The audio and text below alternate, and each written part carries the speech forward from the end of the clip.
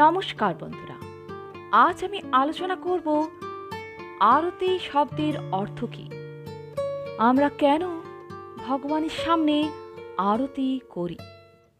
আরতি শব্দটিকে বিশ্লেষণ করলে আমরা পাই আ শব্দের অর্থ ব্যাপ্তি, রতি অর্থে প্রেম, ভালোবাসা ও অনুরাগকে বোঝায়। অর্থাৎ যে মাঙ্গলিক অনুষ্ঠানের মাধ্যমে শ্রী ভগবানের নিজের প্রীতি বর্ধিত হয়, অর্থাৎ তিনি ভক্তের প্রতি প্রসন্ন বা সন্তুষ্ট হন এবং ভগবানের প্রতিও ভক্তের প্রেম, প্রীতি, ভালোবাসা, ভক্তি ও অনুরাগ বৃদ্ধি পায়, তাকে আরতি বলে। আরতিকে নীরাজনও বলা হয়।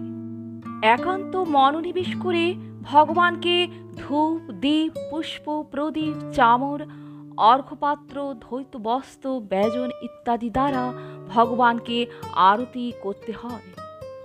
শ্রী বিগ্রহের পদতলে 4 বার, নাভিদেশে 2 বার, মুখমণ্ডলে 3 বার, সর্বত্র গাত্রকে 7 বার করিয়া এক এক প্রকারের আরতি করা হয়।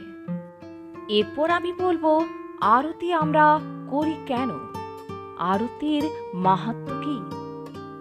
স্বয়ং দেবাদিদেব মহাদেব পার্বতী দেবীকে বলেছিলেন যে ভগবানের পূজা যদি মন্ত্রহীন বা ক্রিয়াহীন হয়, তবে তা আরতির দ্বারা সর্বপ্রকারে সম্পূর্ণতা প্রাপ্ত হয়। স্কন্ধপুরাণে বর্ণনা আছে যে কেউ যদি আরতি দর্শন করেন বা আরতিতে অংশগ্রহণ করেন, নৃত্য করেন, তাহলে সেই ব্যক্তি কোটি কোটি বছরের সঞ্চিত সমস্ত পাপ থেকে মুক্ত হন, এমনকি ব্রহ্ম হত্যার মতো জঘন্যতম পাপ থেকে মুক্ত হন। তন্ত্রশাস্ত্রে বলা হয়েছে, ভগবানের আরতির পরে কেউ পুষ্প ও প্রদীপ, ধূপ, নাসানন্দে প্রবেশ বা গাত্রকে আভা গ্রহণ করলে তার সমস্ত পাপের বন্ধন থেকে মুক্ত হন।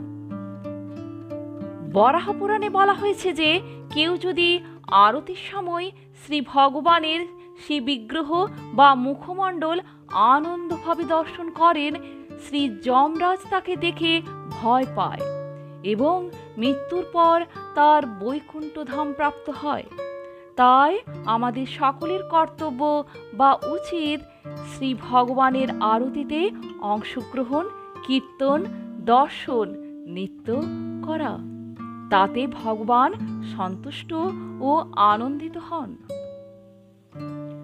তো বন্ধুরা, আজকের মতো এই পর্যন্তই।